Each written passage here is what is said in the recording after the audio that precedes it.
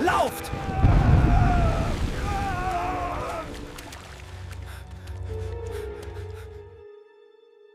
6 Agustus 1915, pagi itu mencatat sejarah sebagai momen ketika ribuan tentara elit Jerman kehilangan akal sehatnya.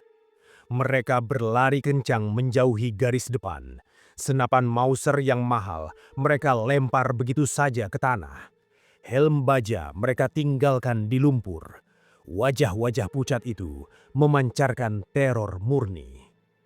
Mereka adalah divisi Landwehr, veteran perang yang kenyang pengalaman. Mereka terbiasa menghadapi hujan peluru. Mereka terbiasa melihat kematian. Namun kali ini, kaki mereka bergerak mundur karena insting purba. Musuh yang mengejar mereka melanggar hukum alam. Sosok-sosok itu seharusnya sudah mati.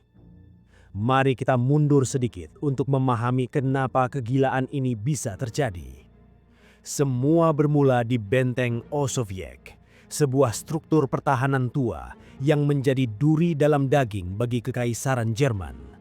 Posisi benteng ini sangat strategis. Ia berdiri kokoh memblokir satu-satunya jalur kereta api yang layak menuju Bialystok.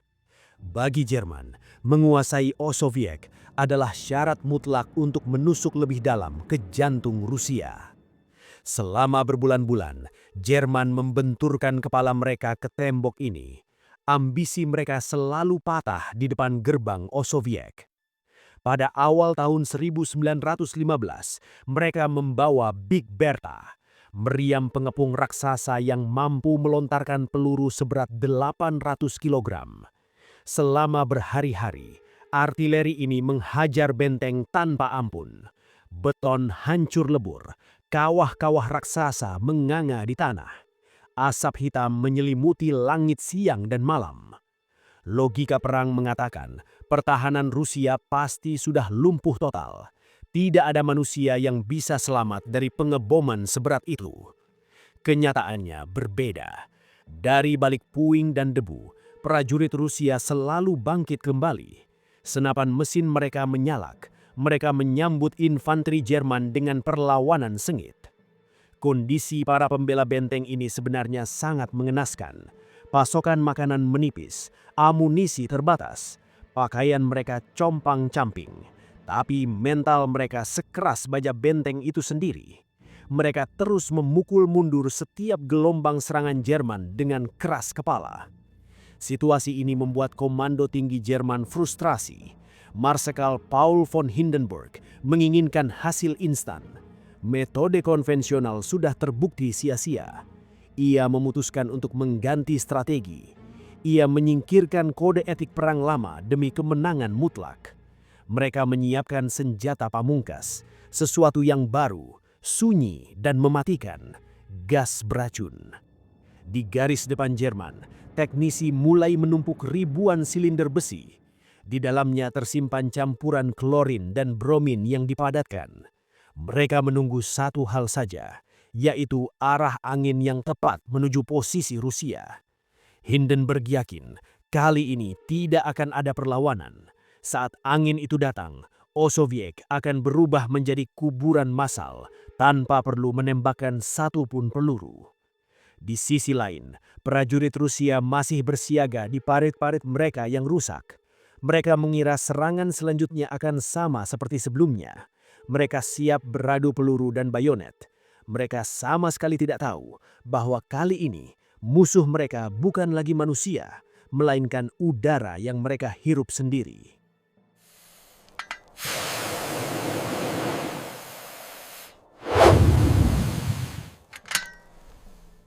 Musim panas 1915 di front timur membawa udara panas yang menyesakkan.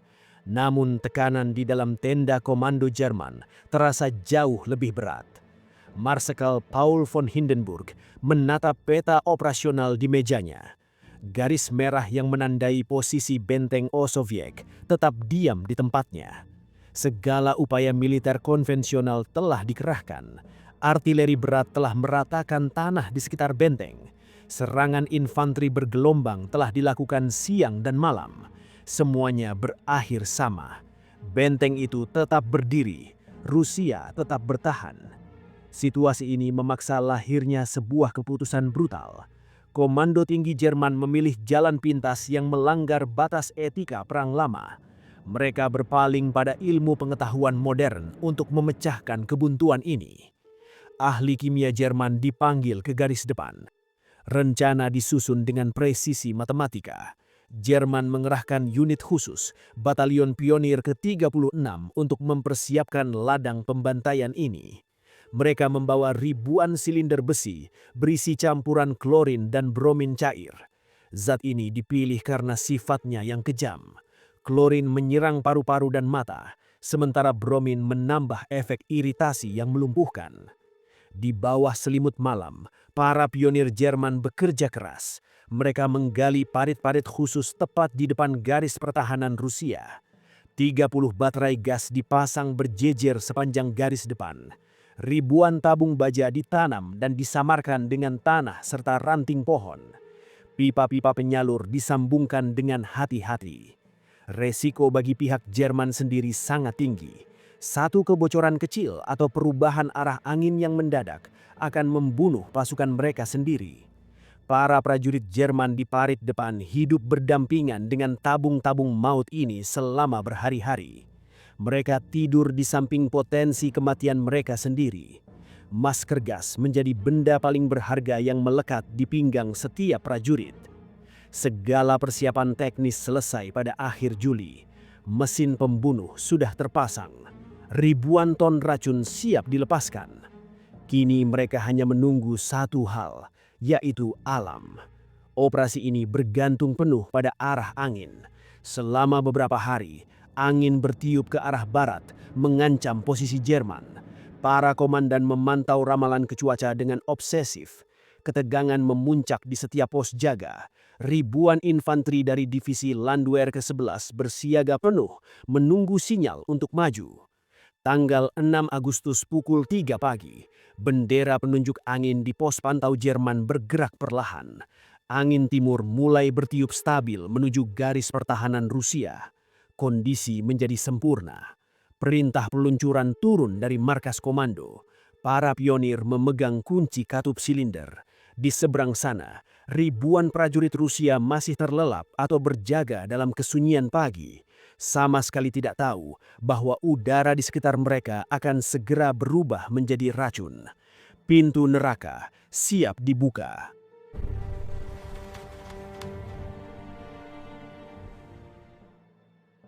Tepat pukul 4 pagi, keheningan di garis depan pecah oleh suara desisan tajam yang memekakkan telinga. Ribuan katup silinder besi diputar serentak oleh pasukan pionir Jerman. Gas klorin dan bromin menyembur keluar dengan tekanan tinggi. Zat mematikan itu segera membentuk dinding kabut raksasa berwarna hijau gelap. Awan beracun ini memiliki ketinggian mencapai 12 meter dan lebar hingga 8 kilometer. Sifat gas klorin yang lebih berat dari udara membuatnya bergerak merayap di atas tanah. Kabut ini menyusup ke setiap celah parit, lubang perlindungan, dan bunker bawah tanah tempat prajurit Rusia berlindung. Alam sekitar bereaksi seketika terhadap sentuhan kabut ini. Rumput yang semula hijau berubah menjadi hitam dan mati. Daun-daun di pepohonan menguning, layu, dan rontok secara massal hingga menutupi tanah. Burung-burung yang melintas di udara jatuh begitu saja, membeku kaku di atas tanah yang mulai tertutup racun. Logam tembaga pada kancing seragam dan meriam berubah warna menjadi hijau akibat oksidasi instan. Area di sekitar benteng Osowiec berubah wujud menjadi lanskap neraka yang tandus. Di dalam benteng, prajurit Rusia terbangun oleh sensasi terbakar di mata dan tenggorokan. Mereka segera menyadari bencana yang sedang melanda posisi mereka. Kepanikan melanda barisan pertahanan. Perlengkapan mereka sangat terbatas dan kuno. Sebagian besar prajurit sama sekali tidak memiliki masker gas. Mereka yang beruntung hanya memiliki masker kain sederhana yang sudah usang. Dalam kondisi terdesak, naluri bertahan hidup mengambil alih. Para prajurit merobek pakaian dalam atau seragam mereka. Mereka mencari sumber cairan terdekat, yaitu air dari botol minum atau bahkan urin mereka sendiri. Kain-kain itu dibasahi hingga kuyup dan dililitkan erat menutupi wajah. Kain basah menjadi satu-satunya filter antara paru-paru mereka dan udara beracun di luar. Disinilah horor biologis yang sebenarnya terjadi. Ketika gas klorin terhirup, ia bertemu dengan kelembapan di dalam saluran pernapasan manusia. Pertemuan ini memicu reaksi kimia yang mengubah gas tersebut menjadi asam klorida. Cairan asam ini mulai memakan jaringan paru-paru dari dalam. Daging dan selaput lendir di tenggorokan para prajurit mulai melepuh dan hancur. Rasa sakit yang mereka rasakan sungguh tak terbayangkan. Tubuh mereka bereaksi keras dengan batuk yang tak terkendali. Setiap tarikan nafas membawa lebih banyak racun, dan setiap batuk memuntahkan darah segar bercampur potongan jaringan paru-paru yang rusak. Kulit wajah yang terpapar gas langsung memerah, membengkak, dan melepuh seperti terkena luka bakar parah. Mata mereka merah menyala dan mengeluarkan air terus-menerus akibat iritasi ekstrim. Pemandangan di dalam parit itu sungguh mengerikan. Ratusan prajurit tergeletak di tanah sambil memegangi leher mereka. Suara batuk basah dan erongan kesakitan menggema di seluruh benteng. Mereka sedang tenggelam di daratan kering karena paru-paru mereka penuh dengan cairan tubuh sendiri. Kematian datang dengan cara yang lambat dan menyakitkan. 3 kompi dari Regimen Zemliansky ke-226 gugur hampir seluruhnya dalam hitungan menit. Hanya tersisa segelintir orang yang masih mampu berdiri. Mereka yang selamat pun sebenarnya sedang dalam proses menuju kematian. Racun itu sudah bersarang di dalam tubuh mereka. Namun di tengah penderitaan fisik yang melampaui batas kewajaran, jantung mereka masih berdetak. Tangan mereka masih mampu menggenggam senapan. Mereka menunggu dalam kesakitan. Mereka tahu musuh akan segera datang untuk menghabisi apa yang tersisa.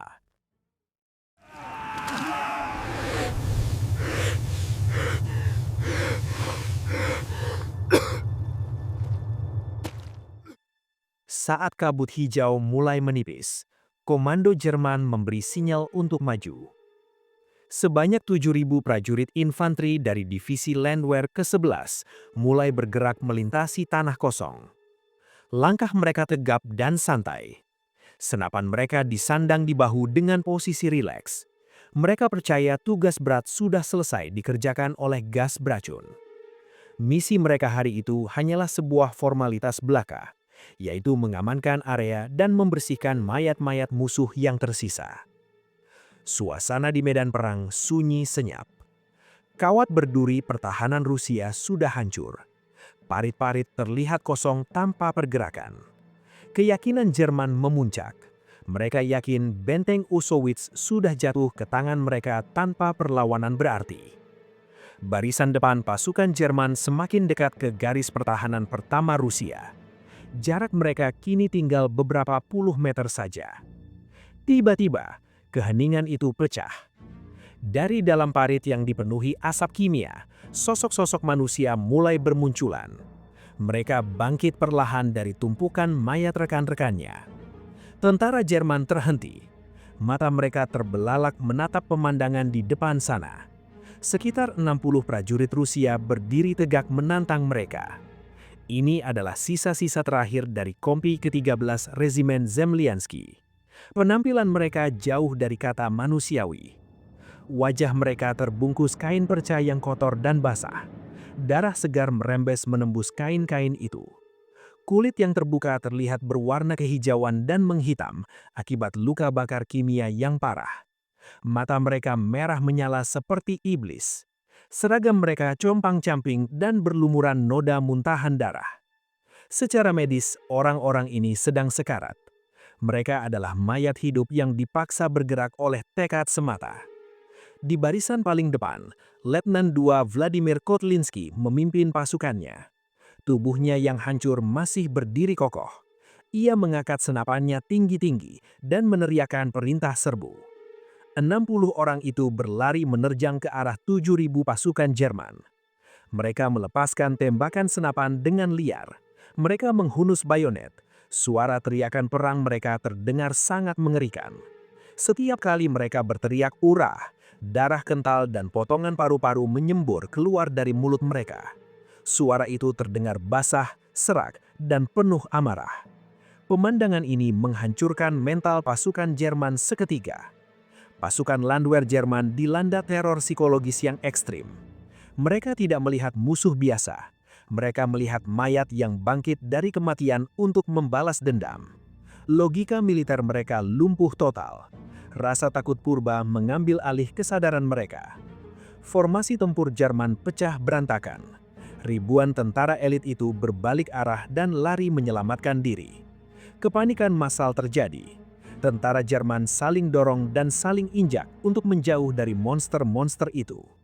Banyak dari mereka tersangkut di kawat berduri pertahanan mereka sendiri dalam kekacauan tersebut. Senjata dan perlengkapan mereka buang begitu saja agar bisa lari lebih cepat.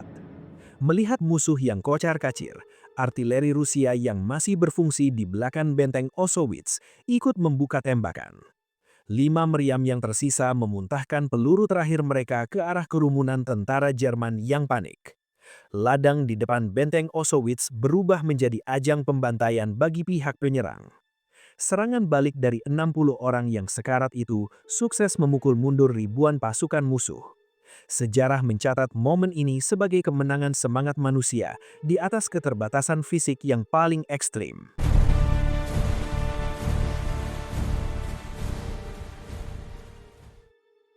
Matahari terbenam pada tanggal 6 Agustus 1915 dengan pemandangan yang sunyi. Pasukan Jerman telah mundur jauh dari jangkauan pandang. Benteng Auschwitz tetap berada di tangan Rusia. Namun, kemenangan taktis ini menuntut bayaran yang sangat mahal. Adrenalin yang memompa tubuh para orang mati itu perlahan memudar. Realitas fisik kembali mengambil alih. Satu persatu, para prajurit yang bertahan hidup mulai tumbang. Tubuh mereka akhirnya menyerah pada kerusakan fatal yang ditimbulkan oleh gas klorin. Malam itu juga, Letnan Vladimir Kotlinski menghembuskan napas terakhirnya. Ia gugur setelah memimpin serangan paling mustahil dalam sejarah militer modern. Ia menyelesaikan tugasnya hingga detik terakhir. Jasadnya dimakamkan bersama ratusan rekannya yang lain di tanah yang mereka pertahankan mati-matian. Komando tertinggi Rusia segera mengevaluasi situasi di Auschwitz. Mereka melihat fakta yang jelas di lapangan. Benteng itu telah berubah menjadi kuburan raksasa yang beracun. Struktur pertahanannya hancur lebur akibat artileri. Sumber air tercemar. Udara di sana masih menyisakan residu kimia yang berbahaya. Mempertahankan benteng itu lebih lama lagi sama saja dengan mengundang kematian yang sia-sia. Beberapa minggu kemudian, perintah evakuasi turun. Sisa pasukan Rusia mengemasi perlengkapan yang masih bisa diselamatkan. Sebelum pergi, mereka memasang bahan peledak di setiap sudut strategis benteng. Mereka meledakkan kompleks pertahanan itu dengan tangan mereka sendiri. Menara-menara runtuh menjadi puing, gudang senjata meledak menjadi debu. Mereka memastikan Jerman hanya akan menemukan tumpukan batu yang tak berguna saat kembali ke sana. Peristiwa di Auschwitz ini meninggalkan jejak mendalam dalam sejarah Perang Dunia I. Dunia militer terhenyak melihat apa yang terjadi di sana. Jerman mendapatkan pelajaran pahit tentang batas efektivitas teror. Senjata kimia memang mampu menghancurkan paru-paru dan membakar kulit. Namun, kejadian ini membuktikan bahwa senjata sekejam apapun gagal mematahkan semangat manusia yang sudah bertekad bulat. Kisah serangan orang mati ini tetap hidup hingga hari ini. Ia menjadi simbol ketahanan manusia yang absolut. Kita mengenang mereka bukan karena kemenangan strategis yang besar. Kita mengenang mereka karena keberanian itu sendiri. Para prajurit Rezimen Zemliansky mengajarkan kepada kita bahwa kekalahan fisik belum tentu berarti akhir dari perlawanan. Selama jantung masih berdetak, manusia masih memiliki kemampuan untuk melawan nasib yang paling buruk sekalipun. Mereka adalah orang-orang mati yang menolak untuk menyerah, dan karena itulah nama mereka abadi. Saya ingin mendengar pendapat kamu di kolom komentar. Jika kamu berada di posisi pasukan Jerman saat itu dan melihat musuh yang hancur itu bangkit kembali, apa yang akan kamu lakukan? Apakah kamu akan tetap menembak atau lari menyelamatkan diri karena rasa takut? Tulis jawaban jujur kamu di bawah. Tekan tombol like sebagai bentuk penghormatan pada keberanian para prajurit ini. Pastikan kamu sudah menekan tombol subscribe dan menyalakan lonceng notifikasi. Kita akan terus menggali sejarah militer yang terkubur zaman di video-video selanjutnya. Saya Kopral Gondrong. Sampai jumpa di medan pertempuran berikutnya.